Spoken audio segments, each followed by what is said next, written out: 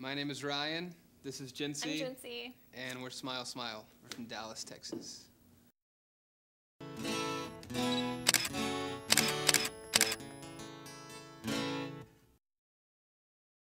So we're Smile Smile, and this is the title track off of our new album, Truth on Tape. And this is the song that Ryan wrote and sent to me to try to make me feel bad for leaving him for another guy. But it didn't make me feel very bad. And this is also the longest intro ever. This is almost permanent. Yes, I grew up in Yeah. a small Texas town, Saginaw, Texas. It's like, if you ever seen the movie Friday Night Lights, it's like that. And Jinsey was more of a city girl.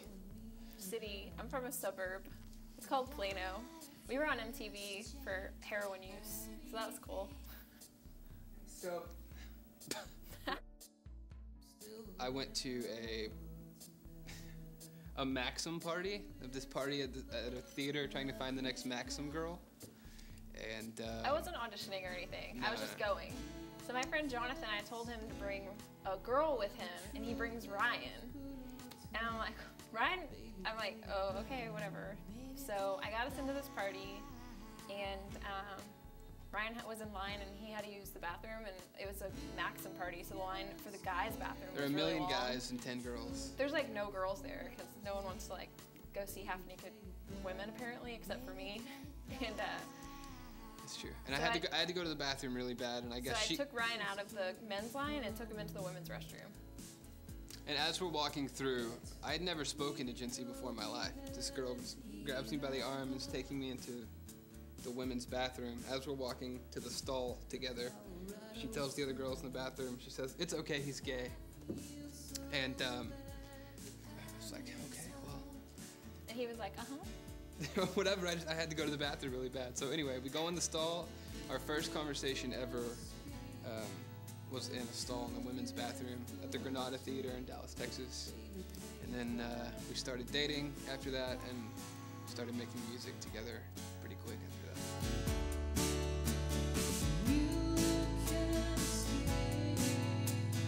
It really was. There's a DJ, his name is Josh Venable. We recorded a demo at our house, sent it to him just on a whim, and then, a few days later he said, "Hey, we're playing this song on the radio." So we were so lucky. Yeah, it's really embarrassing. Now, like, I found the materials that we actually sent him the other day, and it was like this manila envelope with this piece of paper I printed at my work. Like, I was sneaking and using the copier or something, and like a burned CD. And we had recorded all the demos in our house, but they sounded pretty good, because now, I mean, you can make stuff sound pretty good that you record at home. And one of our very first shows was with Ryan Adams at the Gypsy Tea Room. And these are our first shows. This doesn't happen these days. And this guy's like, "Hey, we need an opener. You guys just set up in front, play a few songs, and go." And So, we'd be like, "Hey, you want to go play?" And I'd be like, "Yeah, the electric bills do." yeah, and we would pay They our would give bills us, with like, this money. $75, and we would go play. We could play like 5 songs. Yeah.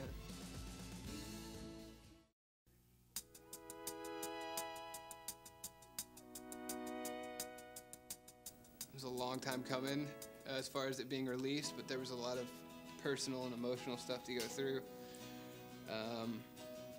because Jinsey and the record tells the story of how and why, but Jinsey and I broke up, and From Ryan's point of view, it tells the story well, of which how we broke basically up. she means the truth, No, like how it really happened. there's a lot of like elaborations. Well, anyway, we broke up, she moved out, and I was writing these songs. It's always been it's like a journal to write songs for me.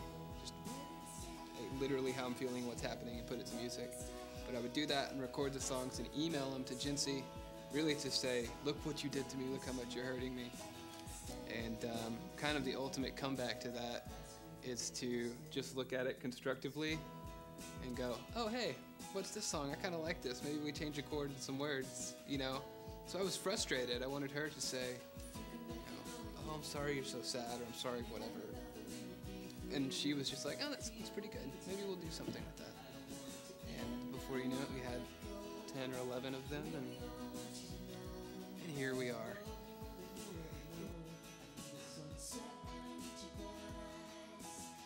It's true. I thank God it didn't work out. Yeah. Oh, me too. Every day. This is what I compare it to, and Jinxie's heard me say this before.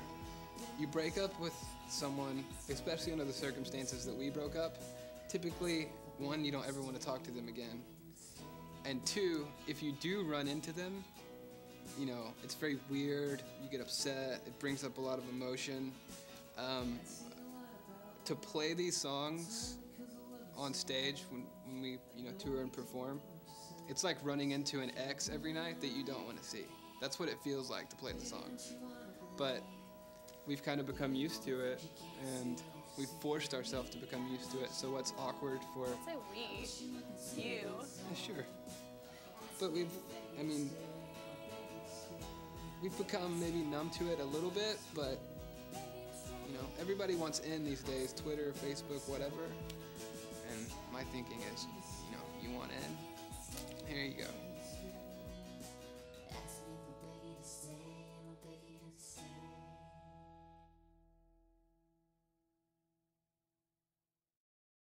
It was fun to shoot, and it was all done in one day, and I got to saw my ex-fiance in half, you know, and sing this breakup song.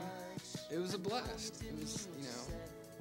Yeah, I don't really remember why one day I was just like, oh, we should do a video, and like he saw me in half during the video, and I get all these weird ideas, and so I'll be like, oh, let's do that for Smile Smile, like just weird ideas, and so I'll tell Ryan, and then he'll be like, okay, and I'll be like, but we have to use real blood, like we have to go to the market and get like a pig foot or something and bleed it out and use real blood, but let me say this about her ideas. 99% of the time I hate them.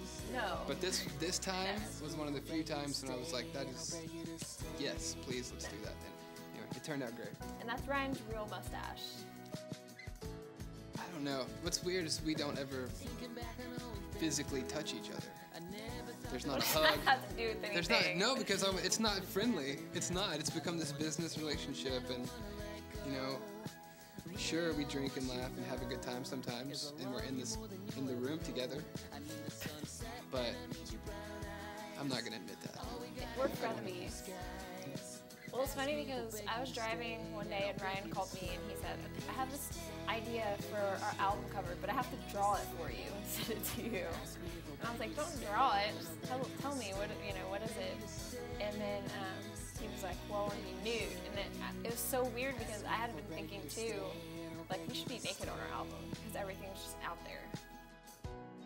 With the idea of, you know, that being the CD cover. Well, that turned into, you know, well, why don't we shoot a music video? We'll invite some friends. We'll tell them it's just a museum opening. We're not gonna really tell them what's going on. Come like it's a museum opening, and they walk in the door. It's a couple of like fake pieces of art, and then Jinxie and I naked on a pedestal. You got mixed, you know, responses from friends and people that you were a little closer to that kind of thought it was funny, and then people you didn't really know that didn't know what to think. There were some extras that came from a modeling agency, so that was really cool because we're like naked, all these models are walking around. We're like awesome. And we got to shoot the video in this famous house in Dallas. It's called the Wachowski House. So they were so cool to let us do it there. And anyway, if anybody gets a chance, search that. SmileSmileMusic.com is our website. There's a beautiful shot of the waist up naked CD cover promo. There's also a site called truthontape.net, which you can stream the entire new record. Then of course MySpace, Facebook, Twitter, we're on all of that. Social networking. Yeah. And Ryan 24/7 pressure to entertain people. He posts most of the stuff on Twitter, so if it sounds nerdy, it's not me. Yeah, if it's just completely what? Ridiculous. I like how you never have a comeback and ever. Nonsense. You're always like, I do. It's just never appropriate. I like to keep them to myself and save them. Yeah, right. Yeah. You've never gotten me, ever. Never? Nope. What about the record? That didn't get me. I didn't get you? No.